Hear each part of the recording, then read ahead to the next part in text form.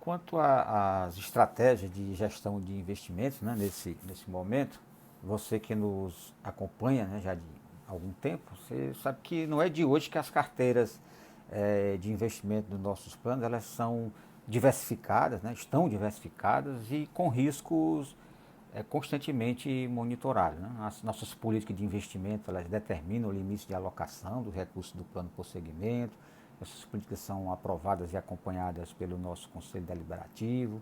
A operacionalização é pelo nosso Comitê de Investimento.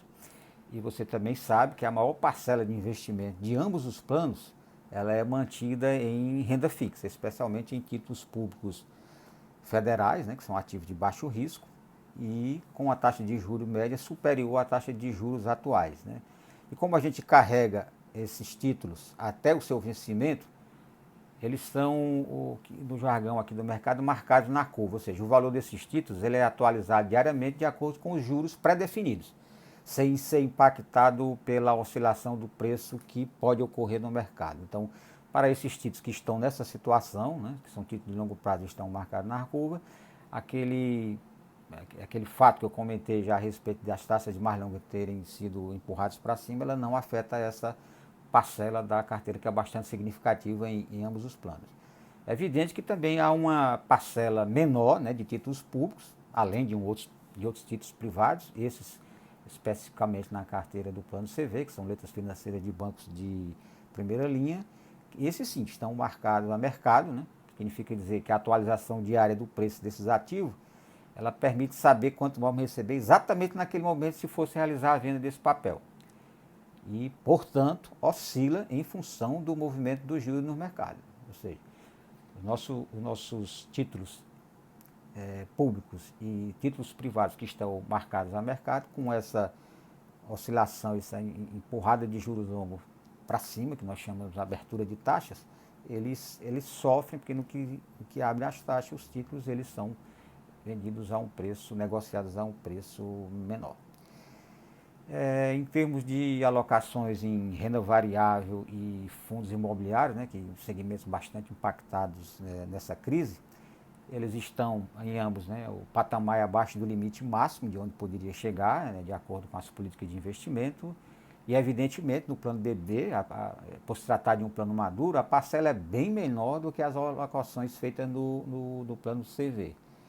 É interessante mencionar que o ano passado, quando a renda variável estava bastante animada, né, proporcionou, como eu falei, um bom retorno, a gente chegou a receber algumas sugestões, até alguns, diria, reclames, né, de participantes que nos acompanham, por que a gente não estava ampliando os investimentos em renda variável no plano BD, porque a gente estava perdendo rendimento e tudo mais. Olha só, a nossa gestão ela de investimentos, em especial no plano dele, ela acompanha a própria característica do plano. Né? Um plano maduro, como é o plano BD, que já faz mais pagamento de benefício do que recebe contribuições há algum tempo. Uma alocação mais volumosa, uma proporção maior da carteira lá com a de renda variável, ela podia, num momento como esse, por acaso a gente estivesse precisando de liquidez e tivesse que se desfazer dessa posição, resultar em perdas e seria muito prejudicial para os planos. Ainda bem que a gente mantém essa carteira diversificada e com esses segmentos, como eu falei, de renda variável e fundo de investimento em parcelas bem menores de alocações.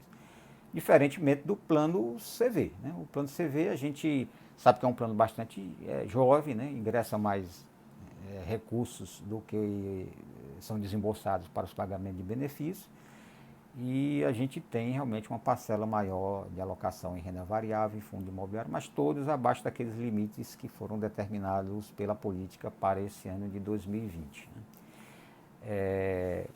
Os papéis de renda fixa, ações e empresas, moeda como dólar, derivativo, investimento no exterior, eles têm sido feito parte da carteira dos investimentos de multimercado, né, que são os fundos multimercados que no caso do CV a gente aloca no segmento chamado de estruturado. Então você olha na carteira, você vai ver que no segmento de estruturado nós temos uma alocação que fizemos, né, em alguns fundos multimercado e os resultados eles têm se mostrado interessantes mesmo nesses tempos agora conturbados, né? E isso tem se devido aos retornos das estratégias dos gestores lá em câmbios e juros. Eu já mencionei, mas é bom enfatizar, a liquidez disponível em ambos os planos, VD e CV, ela é uma liquidez adequada, não temos qualquer necessidade de venda de ativo, portanto não estamos sujeitos a uma movimentação mandatória, obrigação de realização, venda, saída de algum papel aos preços atuais de mercado para satisfazer compromisso. Isso a gente não tem, portanto não há que se falar em perdas concretas, né? Os resultados, por enquanto, são resultados,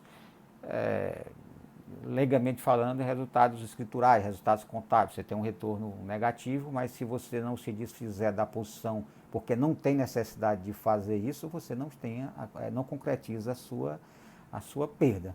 Por isso é que nós aqui na gestão dos planos, nós temos mantido, né, nossas posições, baseadas nos fundamentos e, à medida que surgem, aproveitando oportunidades, né, também em renda fixa, né, em relação à curva de juros, né, com o aumento das taxas de juros, a gente adquire alguns papéis de renda fixa, longo prazo e tal, e pode aproveitar no momento em que as taxas voltarem a um patamar normal para vendê-los negociados no mercado com um ganho, já que esses títulos para negociação eles ficam com valores marcados a mercado. E na própria renda variável também e fundos imobiliários, as oportunidades com queda de preço dos papéis que podem nos beneficiar quando retornarmos à normalidade.